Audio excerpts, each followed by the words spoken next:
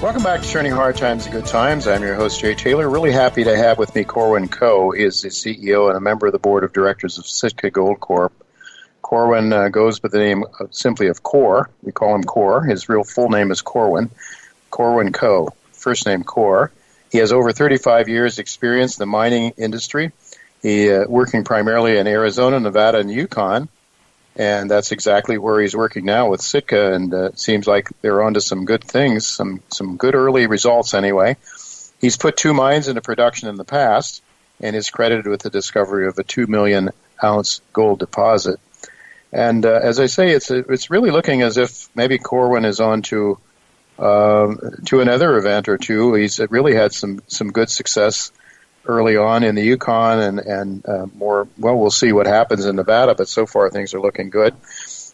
Trades in Toronto under the symbol SIG. You can buy it down here in the States, as I have, under the symbol SITKF. Only 58.8 million shares. I believe that's correct. Corwin can correct me on that, but at 18 cents in Canadian money, that's just $11 million market cap, which is really low, and $8 million or so in the U.S. money. And when I look at the projects they have and the potential, this has me quite excited about it. It's one of the reasons it's one of my top holdings in my modest portfolio. I'm so glad that Cor could be with us. Thanks for joining us today, Cor. Thank you, Jay. Yeah, we one correction there. We just completed a $6.4 million financing here a couple of weeks ago, and that changed our issued shares to 109 million. And a market cap you for that. Just under 20 million market cap. Okay, still a very modest market cap, and yes, that's right. I guess that's right. I guess I've now come to think of it, I was aware that you had done that, and you've raised how much? 6.4, you say. So is that going to take care of your needs, your financing needs for a while, I suppose? Oh, absolutely, absolutely. It's going to cover us for all of our projects this year and into next year. So we're pretty happy with where we're sitting right now. Yeah, indeed. Okay, so judging from your March 10th news release, it seems that your drill program and the Alpha project there in Nevada, I know you're in Nevada, the Yukon, and Arizona, where you spent your professional career for the most part. From what I understand, things are going pretty well. You like the what you see so far in the drill core? Oh, absolutely. The thing is that this is a systematic approach that we're doing. We drilled a deep hole last year there, and the information we got from that moved our target area substantially to the northwest, and we put 2 holes in there in the last month or so. And these holes, we've got a lot of information from hole 2 that moved us to hole 3, which is 700 meters from hole 2, and that hole is the one that we're most excited about. We ended up hitting the target area there fairly shallow, like 240 feet, and we had intense Carlin-type alteration for over 210 feet there. So with that type of alteration, decalcification, and the sulfides that we're seeing there, we're pretty excited for what could be the gold content in that, and of course that's now shipped to the lab, and we'll have about a 3 or 4 week period before we'll know that. But it's exactly what we wanted to see. We're pretty excited about it. But again, I know you're in the assay. So I know your first hole sort of veered off unintentionally away from the target last year, or in the past, in the recent, I guess the first hole that you drilled. But now you're seeing the kind of rocks, and we'll just have to wait and see them. My goodness, if they're mineralized with any kind of gold grades, I think the market's got to pay some respect to that, I would think. Oh, I would think so. Yeah, the first hole told us a lot, and that's what motivated us to stake more claims and apply for another drill permit for that area and move in and start testing that ground. And sure enough, our target's a lot shallower there, and like I say, the intense alteration we're seeing in the third hole, particularly, even though there was some in the second. The third hole is the key to us for this type of target. You want to see this intense alteration, decalcification, karst type environment, acenopyrite, jasperoid, silicification. This is all that we're seeing over a 210 foot interval, and that bodes well for having the type of environment for these carbon type deposits. And what is the depth? That's where we're at there. Yep. What is the depth of this from the surface? What is the depth of this? I think you call it the Webb Devil Gate rocks. Yeah, we hit the bottom of the web and the top of the Devil's Gate limestone contact at about 240 feet. Okay. And we stayed in this intense alteration to about 450 feet before it started tapering off a bit. So very shallow, very, very shallow. Yeah, by as Carlin projects go, very shallow indeed. So we are looking at a pretty thick shallow structure. I mean, are we talking from 240 to 450, more or less, in depth? Is that the structure you're looking at? That's right, exactly. And so if that thing is mineralized, it could be very significant. Oh yeah, no, this is exactly what we're hoping to see. Exactly. So we're pretty ecstatic with what we see there, and we'll see what the gold content is. Yeah. Well, and how soon? A couple of weeks, you think? Our plan is to get these results before we do the next drill hole, and we're permitted for another 3 drill holes in that area. But we also have another 10 drill holes in our initial alpha project that we can amend and move over. So we're in a good position there for being able to be very aggressive. If we get a hit here, we can move fairly quickly with a major drill program there. Mm-hmm. So yeah, and you picked up. Go ahead, Corwin. Yeah, we picked up some more ground after we drilled these 2 holes. We realized that just because of the structural interpretation that Scott's getting down there, we wanted to make sure we were well protected to encompass the target area, and so that had to be done immediately. I think that was our last news release. Mm-hmm. So are you? So these additional claims you picked up, 30 claims or so. Is your expectation that this structure is more shallow than you expected? Well, from the interpretation that our team down there has done, we did expect it to be shallower, not this shallow, but it's shaping up to be a very, very attractive target that we can track and have it at a shallow depth there. The only thing I can that's kind of our focus here for the last month and a half, But it by no means is what the company is going to be focused on for the year.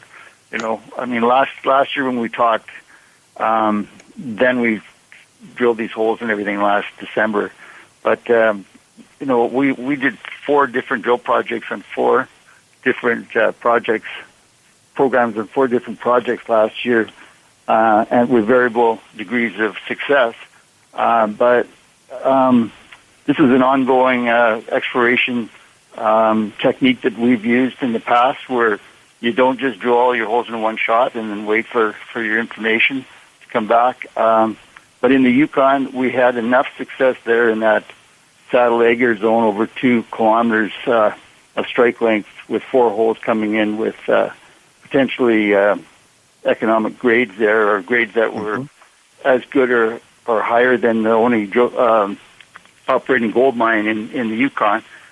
So we're going to be going in with an aggressive 10,000 meter drill program there, which is one of the reasons we raised this money. We're looking at $2.5 to $3 million worth of drilling over the next few months, with the intent of lining out an initial maiden resource in that area.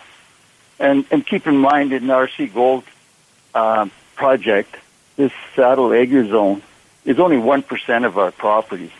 It's a huge district-scale property, and we want to be able to put some more exploration into other fertile areas that we want to follow up with, similar to the Saddle Egger zone area. So The Yukon is going to be a big focus. Mm-hmm. But that being said, we've just gotten notice from the BLM that our plan of operation has been approved, and we're waiting for the documentation so that we can proceed with doing some additional drilling down at Burro Creek in Arizona. Mm-hmm. And some of these programs are going to overlap, mm-hmm.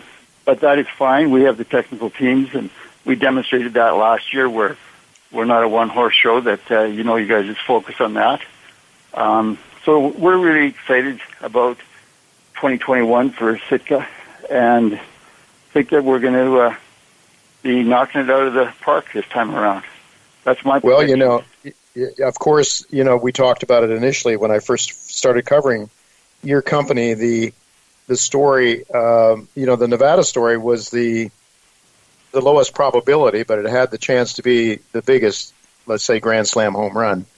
And who knows? I can't believe. I mean, I know you're very excited, Cor. I don't think the market has really woken up yet to what your prospects are, and I'm just hoping that the thing in Nevada comes through with some nice gold grades. But if not, I mean, I'm looking at over 100 meters of 0.82 grams of gold per ton, which is quite a good intersection. I mean, these are early holes, right? But are you suggesting that you can come up with a maiden resource this year yet, or would that be next year at RC?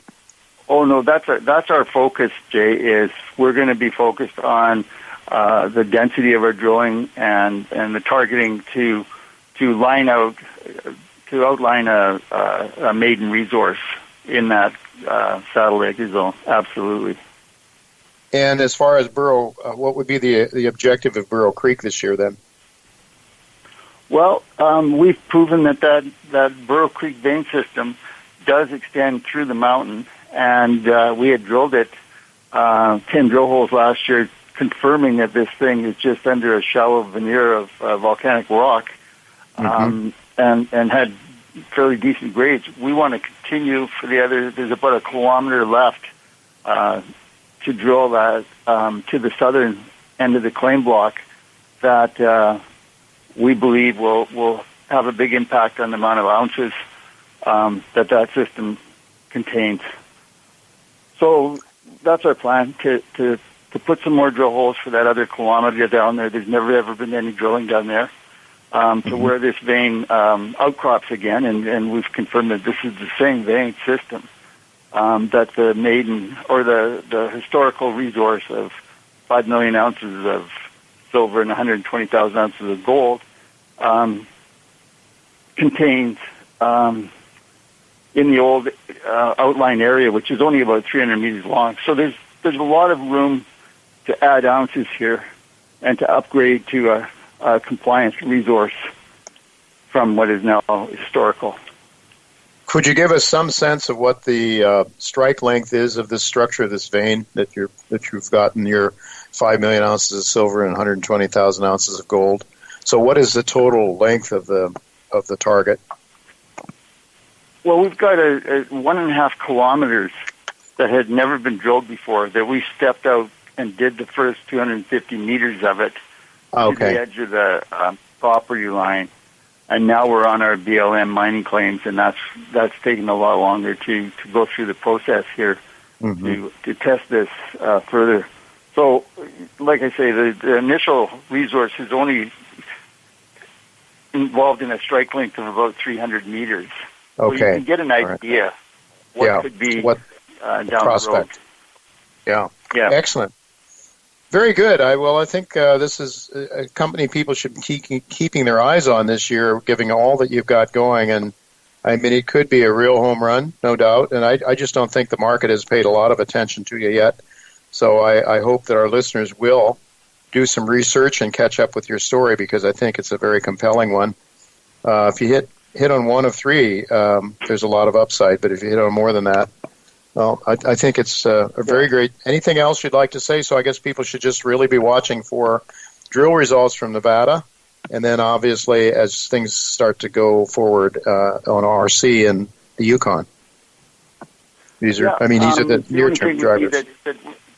we're planning on mobilizing into the Yukon here about mid-May, and we've secured the drill contract and the meterage that we want, and we have all of our permits in place for the entire 376 square kilometer district up there in the Yukon. So we've got a lot of flexibility having our new Class 3 permit over a big area of the property that we were going through the process last fall while we were drilling the Saddle Acre zone. So it opened up the whole area for us for exploration, including drilling. Mm-hmm. And excellent. We feel that there's potential for several of these intrusion-rated gold deposits within that district scale package. All right. So we're pretty excited for 2021, Jay, and rightfully we're starting so. off with a pretty good kick down there in Nevada. So let's hope for the best there and carry on. Absolutely. Well, we'll certainly be watching, Cor. Thank you so much for your time and for updating our listeners. It is an exciting story, one I'll be covering in my newsletter for sure as we go forward this year.